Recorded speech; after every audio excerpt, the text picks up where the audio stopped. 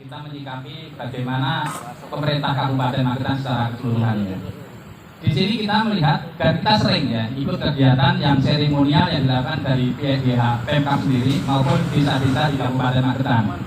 Kemarin Pak Bupati waktu di salah satu industri air mineral di salah satu desa di Magetan mengatakan bahwa kita akan mensupport penggunaan produk lokal Magetan seperti itu.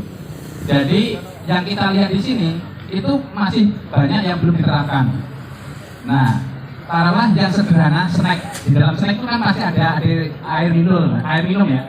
Dan air minum itu hampir 100% bukan produk Magetan.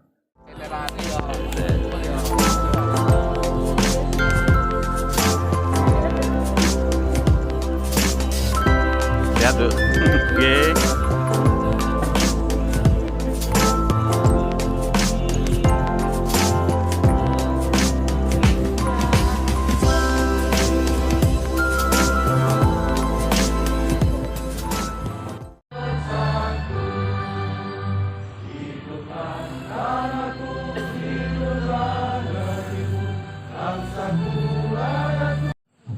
Dari lingkungan hidup, lingkungan hidup. Yang kami hormati rekan-rekan media, jurnalis Kabupaten Magetan.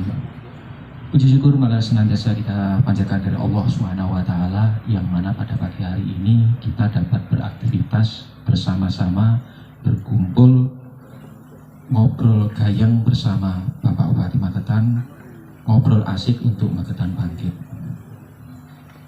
Bapak Ibu yang kami hormati, pada kesempatan ini izinkan kami melaporkan hal-hal untuk pelaksanaan kegiatan adalah sebagai berikut. Dasar penyelenggaraan acara pada pagi hari ini adalah disposisi Bupati Magetan pada nota Dinas Kominfo dan Informatika Kabupaten Magetan nomor 555/113.113/2022 untuk menjalin komunikasi, meningkatkan kapasitas sumber daya manusia SDM rekan-rekan jurnalis yang bertugas di Magetan dalam menghadapi era reformasi digital serta membahas kendala-kendala yang dihadapi rekan-rekan semuanya. Kendala yang dihadapi rekan-rekan jurnalis saat menjalankan tugas-tugas perlu diadakan kegiatan secara berkala bersama rekan-rekan jurnalis seperti halnya pada hari ini.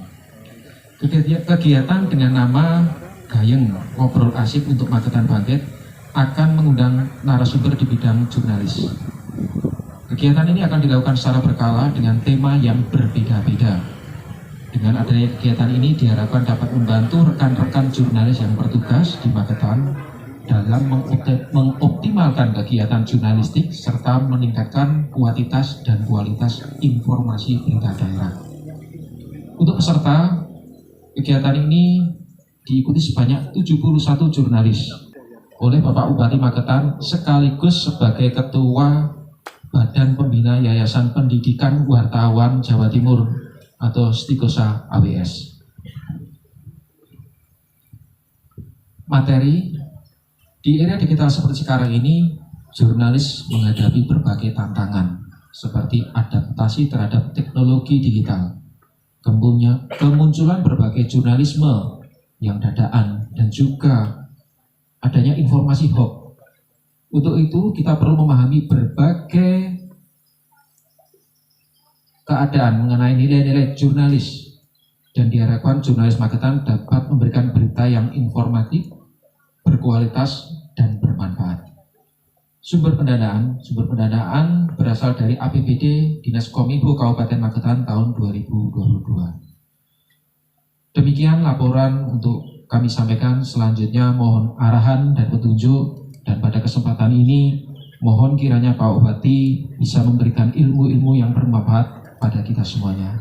Akhirul kalam, billahi taufiq wal hidayah. Assalamualaikum warahmatullahi wabarakatuh. Waalaikumsalam. Selamat pagi, salam sejahtera untuk kita semua. Swastiastu, Namo Buddhaya, salam kebajikan. Yang hormati Ibu Wakil Bupati, ke semua kepala OPD yang hadir, teman-teman saya, alhamdulillah rabbil alamin, kita panjatkan syukur kehadirat Allah Subhanahu wa taala. Maaf ya karena seperti pesawat Lion itu, kalau sudah dari awalnya sudah terlambat terus mundur ya, terus akhirnya delay. Terus sebab itu sudah sewajarnya kalau saya mohon maaf selesai pada kesempatan ini.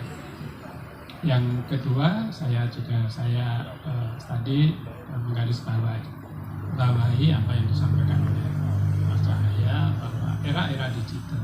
Ya, saya sering mengatakan begini. Tahun 2005 itu saya pernah menulis begini bahwa besok di era digital, kalau waktu itu di era konvergensi istilahnya saya waktu itu. Jadi sekitar tahun 25 itu belum ada istilah digital, tapi konvergensi namanya. Bagaimana kemudian televisi dan seterusnya itu bergabung jadi satu, gitu ya. Jadi dulu istilahnya konvergensi. Di era konvergensi itu apa aja yang nanti akan hilang dan seterusnya. Saya pernah menulis dulu televisi perkembangannya akan stagnan, ya. Kemudian media-media mainstream akan turun. Ya, yang tambah apa? Ya, dari internet dan seterusnya. Fakultas medsos jurusan meme katanya gitu ya. Gitu ya. Kalau tidak percaya nanti lihat ya. Jadi fakultas medsos jurusan meme. Artinya apa? Artinya bahwa perguruan tinggi di Indonesia itu terjebak sejak zaman saya kecil ya jurusannya itu terus ya. Nek fakultas teknik ya sipil, arsitek, terus apa nih? Mesin, terus apa nih? Sekarang tambahan informatika ya. Tahun 2005-2006 ketika saya ke Jerman, ke Inggris, di sana itu sudah ada jurusan misalkan Artificial Intelligence, AI istilahnya. Ya, Artificial Intelligence itu jurusan opo gitu ya. Ada Cyber Law, ya, ini jurusan opo nih gitu ya. Di Indonesia jurusan Fakultas Hukum itu mati sejak dulu ya, pidana, perdata, tata negara, apa meneh? Hubungan internasional. Ya, sarjana hukum siapa? Gitu ya. Ya itu aja sejak dulu.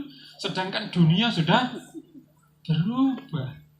Ya, sudah berubah. Di sana itu ada jurusan misalkan ekonomi telekomunikasi, ada jurusan ekonomi kesehatan, ya, macam-macam. Ya, itu bersejarah. Dan habis itu saya tidak mau lagi ngasih karena waktu itu undang-undangnya masih abu-abu. Begitu keluar undang-undang penyiaran, kemudian ada edaran dari Menteri Perhubungan karena waktu itu Dirjen Koster masih di bawah Perhubungan, saya tidak mau lagi. Walaupun dipaksa saya tidak mau. Ya, hanya satu-satunya itu GTV. Ya, yang pertama. Ada wartawan GTV tidak? Ya, jadi itu. Ya, jadi itu kalau wartawan GTV itu yang pertama kali. Kira-kira media mainstream itu bertahan sampai kapan? Saya tanya gitu ya. Sampai kapan media mainstream ini bertahan? Ini bukan statement saya, tapi yang bersangkutan. Nggak usah saya sebut nama. Gini Mas Broto, Pak Broto kalau manggil saya. Ya, tidak seperti dulu iklannya. Ya. Dulu iklan itu di media mainstream itu 95% lah Pak Broto. Sekarang ini di media mainstream iklan itu hanya tinggal sekian. Ya. Jadi itu yang ini beliau-beliau yang ada di sana. Oleh sebab itu, kenapa ini saya sampaikan kepada penjenengan supaya kita juga terbuka ya ada open mind bagi kita. Karena yang adaptif terhadap perubahan, ya katanya Charles Darwin, ya yang bisa eksis itu adalah orang yang adaptif terhadap perubahan, ya yang selalu mengikuti perubahan, katanya Charles Darwin di dalam teori evolusi. Diskusi di situ kemudian muncul statement-statement seperti itu. Kalau jenengan ingat tahun 2017 saya pernah diskusi dengan teman-teman wartawan dan ditulis statement saya bahwa ketika saya mengikuti Forum Ekonomi Dunia waktu itu sudah diramalkan bahwa tahun 2015 sampai 2020 ada 39 pekerjaan yang akan hilang dan berubah di ASEAN. Ya, jadi kita sudah diingatkan di dalam forum. Ya, jadi hanya Menteri BUMN, ya Pak Erick Thohir, beliau menyatakan nanti dibuka di. Ada 9 jenis pekerjaan yang akan hilang. Ya, jadi ada 9 jenis pekerjaan yang akan hilang. Nanti coba dilihat apa aja pekerjaan yang akan hilang. Jenengan akan baca di situ. salah satu di antaranya yang disampaikan oleh Pak Menteri BUMN itu adalah administrasi perkantoran. Jadi semua besok otomatis, ya kan? Semua akan otomatis. Makanya saya sebagai bupati, saya akan tekan staf administrasi. Yang saya perbanyak adalah tenaga nakes dan guru. Ya, jadi saya akan tekan karena kita melihatnya ke depan seperti itu. Ya, bahwa tenaga administrasi itu nanti akan hilang. Jenengan misalkan, ya, apa dulu membayangkan bisa ngambil uang di mana, kapanpun, tiba-tiba uang berubah sekian detik. Ya, hari Sabtu Minggu, aku nggak bisa transfer karena Sabtu Minggu. Kecepatan mengambil keputusan. Ya, jadi hukumnya ada 3, kecepatan, ya, networking, dan efisiensi. Siapa tidak efisien pasti akan tergilas. Ya, itu hukum. Ya, jadi hukum di era digital. Dan mudah-mudahan kita semua nanti selamat, ya, menghadapi era digital ini, dan kita menjadi pemain bukan penonton. Kalau menjadi penonton, betapa ruginya kita semua. Nah, oleh sebab itu, mari kita yang terdidik, ya, yang mempunyai edukasi cukup, ya, nanti bisa memaknai era digital ini dengan sebaik-baiknya. Saya juga mohon maaf nanti tidak bisa sampai selesai, saya ditunggu lagi di acara. Ya, kalau begini ini kan dikira waduh Pak Prawoto nggak mempedulikan wartawan, salah meneh gitu ya. Ya, jadi gitu. Malam hari aja, ya, malam hari, kemudian kita bisa santai ngobrol sampai jam berapa gitu ya, dengan enak gitu ya. Nah, kalau karena kebenaran itu tidak pernah memihak. Hari ini saya dinyatakan salah, nanti kebenaran itu akan muncul dengan sendiri. Ya, karena kebenaran itu tidak pernah memihak kepada siapapun, kebenaran ya kebenaran. Ya, oleh sebab itu mari, ya, kita dialog. Nanti kalau saya mohon maaf kalau nanti di tengah dialog saya mohon izin, ya. Kemudian nanti akan diteruskan oleh teman-teman. Tapi saya berjanji pada teman-teman nanti lakukan lagi, nanti diagendakan lagi pas malam hari, sehingga waktunya bisa lebih panjang. Saya kira demikian. Perekonomian bisa tumbuh, masyarakat lebih sejahtera. Terlebih di era-era saat ini menjelang kehidupan normal yang tentunya butuh support dan juga edukasi dari teman-teman media. Tentu dalam perjalanannya teman-teman media juga ada kendala di tengah COVID saat ini. Kita ingin tahu kendala-kendala yang dihadapi oleh teman-teman media agar komunikasi pemerintah dengan teman media itu bisa berjalan cair. Dan untuk itu di kesempatan hari ini kita buka sesi dialog. Selalu mendengarkan jenengan, ya. Jadi usulan itu bagus, kalau bagus itu bisa kita eksekusi. Ya, dan itu nanti coba nanti akan saya ini Mas Agus ya.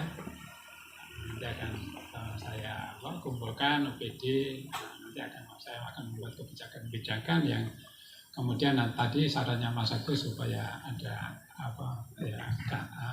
kasarnya gantian gitu ya, dari ini pas ada kegiatan gitu ya. Nanti kita petakan ya.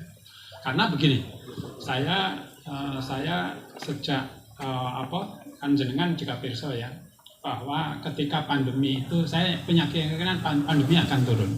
Oleh sebab itulah kemudian saya sudah memerintahkan tahun 2021 itu pada bulan-bulan November Desember itu untuk membuat calendar of event. Kita harus siapkan itu, ya. Kita harus siapkan bahwa pasti nanti akan terjadi endemi. Ya, sehingga kita punya 174 kalender of event tahun 2022. Daerah-daerah kecamatan yang berbatasan dengan kabupaten kota untuk membuat semacam Car Free Day seperti Barat, ya, seperti Tangerang, seperti Lembea. Kita buat nanti dengan memecah itu nanti supaya nanti berkurang gitu ya. Jadi orang tidak semuanya ke Mangkutan. Kalau itu tetap ramai nanti kita pecah lagi. Kita nanti masukkan dari jenengan, malah justru saya tunggu sebaiknya mana ya gitu. Nanti masukkan, Pak Prawoto sebaiknya gini. Jenengan WA aja Pak, Car Free Day sebaiknya di sini Pak gitu ya, yang dipecah di sini. Nanti akan kita tindak lanjuti. kalau secara kajian itu memungkinkan, gitu ya, memungkinkan. Tetapi upaya untuk kemudian jadi rame masyarakat kemudian kebeteng ya, bahasa Jawanya itu kebeteng selama 2 tahun ini ya, kami itulah yang upaya kami yang pertama, bahwa menghidupkan kembali, membangkitkan ekonomi yang selama ini terpuruk. Sambil jalan Mas Dian nanti kita perbaiki ya, masukan jenengan saya terima kasih. Kita menyikapi bagaimana pemerintah Kabupaten Magetan secara keseluruhan ya. Di sini kita melihat dan kita sering ya ikut kegiatan yang seremonial yang dilakukan dari PSDH Pemkab sendiri maupun desa-desa di Kabupaten Magetan. Kemarin Pak Bupati waktu di salah satu industri air mineral di salah satu desa di Magetan mengatakan bahwa kita akan mensupport penggunaan produk lokal Magetan seperti itu. Jadi yang kita lihat di sini itu masih banyak yang belum diterapkan.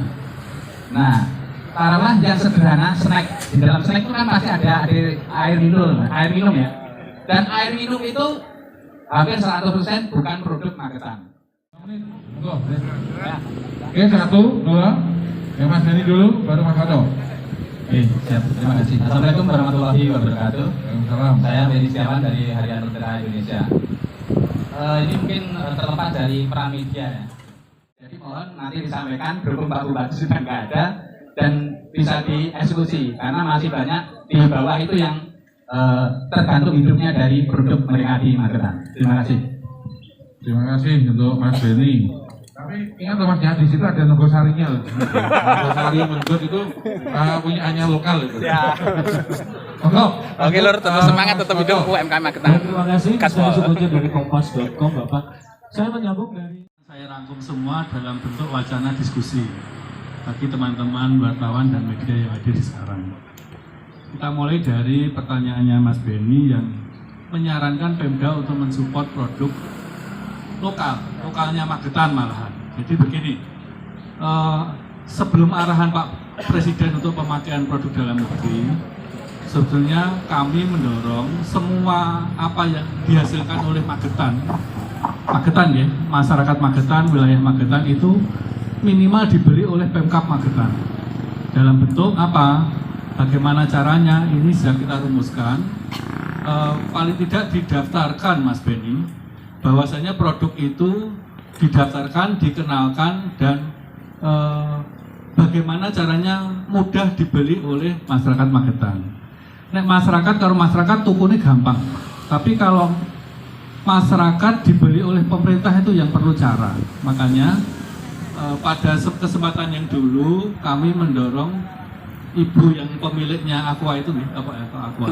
Ada produk luar nah. Produk Sarangan Asmi Magetan Sarangan itu kami meminta promo atau mengenalkan produknya kepada Pemkab Magetan. Dalam hal ini Pemkab itu OPD ya, supaya OPD itu bisa membeli produknya.